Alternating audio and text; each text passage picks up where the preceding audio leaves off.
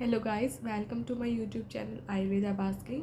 तो आज का जो वीडियो होने वाला वो हमारे होने वाला सेकेंड प्रोफ बीएमएस डिग्री के आज के एग्ज़ाम के बारे में। तो आज मेरा जो पेपर था वो था रोग निदान एवं विकृति विज्ञान पेपर 2 था।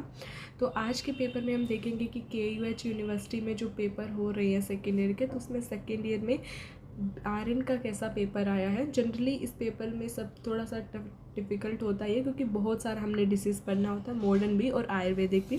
तो वीडियो में हम देखेंगे कि MCQ का लेवल कैसा था, कैसे MCQ आए हैं, उनका राइट आंसर क्या है, अलॉन्ग विद दैट कि जो हमारे पास SCQ और LAQ वो भी कैसे थे। तो 20 मार्क्स में जो हमारे 1 मार्क्स का क्वेश्चन है, पहला जो MCQ है वो है हमारे पास कि इनमें से कौन सी ऐसे डिसीज़ है जो धातुगत अवस्था मेंशन की गई है। तो बहुत ही कम ऐसे डिसीज़ है जिनमें हमारी धातुगत अवस्था मेंशन की गई है, जैसे कि हमारे पास ये मेंशन होती है, हमारे पास वात व्याधि में बताया गया है। देन उसके बाद ये हमारे पास बताया गया है, हमारे पास कुष्ठा में बताया गया है, ऐसे ही जवर में बताया गया है। साथ में ही इन ऑप्शन में से जो था वो मसूरी का था, जो हमने हमारा एक वीडियो किया था निदाना में मोस्ट इम्पोर्टेंट, जिसमें हमने क्लासिफिकेशन देखा था। तो उसमें भी मैंने आपको बताया था कि मसूरी का जो होती है वो 7 क्लासिफिकेशन में आती है, जैसे रसागत मसूरी का, रक्तगत मसूरी का। तो राइट आंसर ऑप्शन ए हो जाएगा। ये जो था वो विसूचिका की निरुक्ति से था। बाहुल्यात डैश सूची भीरव तुद्धते एव विसूचिकम। तो बाहुल्यात वायु सूची भीरव तुद्धनम इति विसूचिका। Major feature distinguish between ulcerative pepsia from non-ulcerative is simple presence of ulcer lining in the stomach. Then predominant vata involved in the samprapti of chhardi. Actually पहले क्वेश्चन में ये 4 ऑप्शन थे, तो ये दोनों ही राइट आंसर था, बट बाद में इस ऑप्शन को समान वाता कर दिया गया। So right answer will be the vyana vata. Which of the following is a typical finding of pleural effusion? So pleural effusion, what will happen? There is a dullness to percussion. So right answer C option हो जाएगा। A defining feature of chronic kidney disease is slow progressive of kidney dysfunction. Right option B हो जाएगा।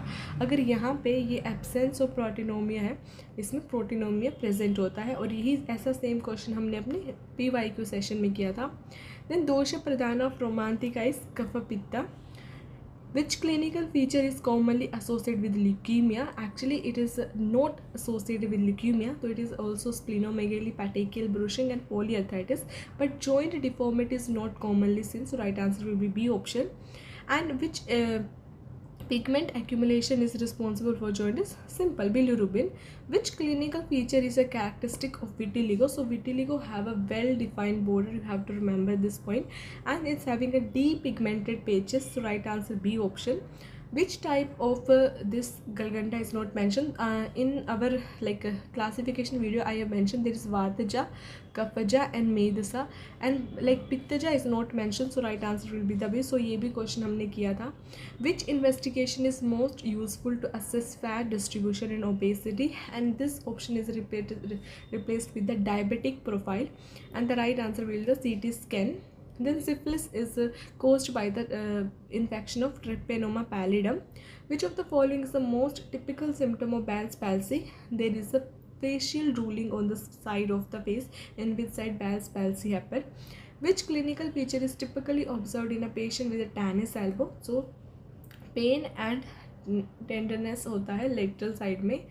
Type of vandhyata as पर Harita is 6 type of vandhyata. ये question भी हमने हमारे उसमें किया हुआ है। देन इनमें से कौन सा महाकुष्ठा में नहीं आता है? तो महाकुष्ठा में उदुम्बरा आता है जो कि पित्ता प्रेडोमिनेंट होता है, कांकड़ा जो कि त्रिदोष आता है, पुंडरीकम आता है जो कि आपका वाता ये आपका रहता है पित्ता कफा, और चर्मादल नहीं आता है। तो राइट आंसर आपका सी ऑप्शन हो जाएगा। Which of the following is the most common source of infection of threadworm? तो कॉमनली जो थ्रेडवॉर्म के लिए होता है वो फीकल ओरल रूट होता है, बट स्पेशली अगर हम स्ट्रोंगलाइटिस की बात करें तो इनके लिए होता है direct skin contact with the contaminated soil. Nasa bhanga is a upadrava, it is a upadrava firanga, and keshada is a type of krimi raktaja. So अगर आपको इनके नंबर भी याद हो तो मैंने बताया था कि ये आपके पास 7 होते हैं, ये 6 होते हैं, और ये 5 होते हैं। नेक्स्ट हमारे पास MCQ जो थे वो हमारे थोड़े से मॉडरेट टू टफ लेवल में हम कह सकते हैं, क्योंकि थोड़े से जो क्या बोलते हैं जो मॉडर्न वाले क्वेश्चंस थे वो थोड़े से ऐसे आए हुए थे, और जो आयुर्वेदिक वाले हैं वो भी थोड़े से लाइक कुछ ज़्यादा ही श्लोका सबसे पूछे हुए थे, तो मैं MCQ मुझे लगता है पेपर में थोड़े से टफ कह सकते हैं। अब हम अगर SAQ की बात करते हैं तो यहाँ पे जो हमारा फर्स्ट SAQ है वो है डिस्क्राइब हेतु एंड लक्षण ऑफ विशुचि का, इन्होंने पूछ लिया है।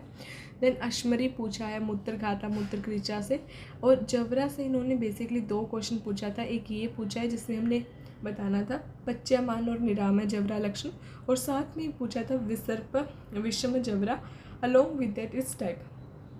तो वैसे तो जवरा से ही पच्यमाना और इस काफ़ी रिपीटेड रहता है, इसके ज़्यादा आने के चांस भी रहते हैं, और विषम जवरा भी आपका इंपॉर्टेंट रहता है जिसमें आप और मैंने वीडियो में भी आपको बताया था कि संतता सप्तम अन्य दुष्कम तृतीयकम और चतुर्थक। देन हमारे पास अग्नि विसर्पा यहाँ पे 5 मार्क्स का पूछा गया, उसके साथ हमने उसका मॉडर्न कोरिलेशन लिखता है जिसको हम जनरली हर्पेस जोस्टर से रिलेट करते हैं, तो उसको हमने यहाँ पे थोड़ा सा लिखना था।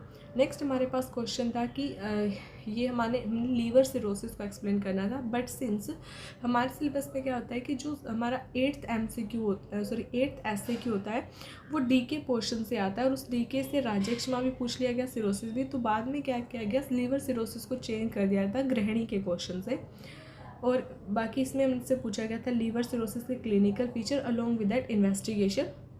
नेक्स्ट क्वेश्चन राजक्षमा से पूछा गया था, तो राजक्षमा और शोषा को लगभग सिमिलर ही कंसीडर किया जाता है टेक्स्ट्स में, तो यहाँ पे आप शोषा वाला श्लोका सब लिख सकते थे। देन हेतु संप्राप्ति प्रमेहा का आया है। 10 मार्क्स में हमारे पास जो क्वेश्चन है, फर्स्ट हमारे पास श्वास आया है, तो अगेन मार्क डिस्ट्रीब्यूशन दिया है तो हम उतना ही पोर्शन लिखते हैं जितना पेपर में पूछा गया, ताकि आपको according to that portion mark मिले। निदाना संप्राप्ति टाइप लक्षणाविद साध्यता। देन हमसे रक्तपुता पूछा गया है, हेतु संप्राप्ति रूपा भेदा और साध्यता के साथ। साध्यता इसका थोड़ा सा बड़ा है क्योंकि हमने उसमें उसका रैशनल सब देना रहता है। फिर हमसे पूछा गया था वाशोनितम का निदाना संप्राप्ति अलोंग विद दैट क्लासिफिकेशन, तो आप इसमें उसकी व्याधि अवस्था एक्सप्लेन कर सकते थे, उत्ताना और गंभीरा। Along with that you can explain the doshaja kind of raktapitta. Then हमारे पास निदाना पूर्व रूपा और सामान्य लक्षण पूछा गया वात व्याधि का। तो ये हमारे पास क्वेश्चन थे, और जो हमारा क्वेश्चन चेंज हुआ था मैंने आपको बताया वो क्या हुआ था कि डिस्क्राइब द पूर्व रूपा एंड क्लिनिकल फीचर ऑफ गृहिणी। तो यहाँ पे हमारा निदाना पेपर 2 कंप्लीट होता है। अगर आप में से भी किसी का निदाना पेपर हो गया तो कमेंट कर सकते कि आप लोगों का पेपर कैसा आया है। तो आज की वीडियो को हम इतना ही रखते हैं। Thank you guys.